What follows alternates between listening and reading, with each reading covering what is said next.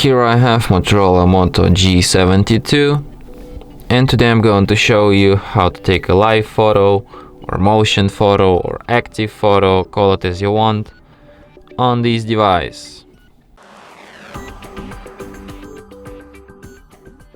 So firstly you have to open camera, then swipe like this, and here you have this active photos feature, so you can set it on automatic or just turn it on, and it works the way that you like.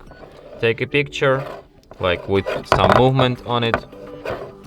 So I'm just gonna show you an example. So I took several pictures, and now like when you have these pictures and you open them in gallery, they just look like these still normal photos, yeah, but if you hold your finger on it, they start moving, just like video, short video I mean. So yeah, that's what this feature is about.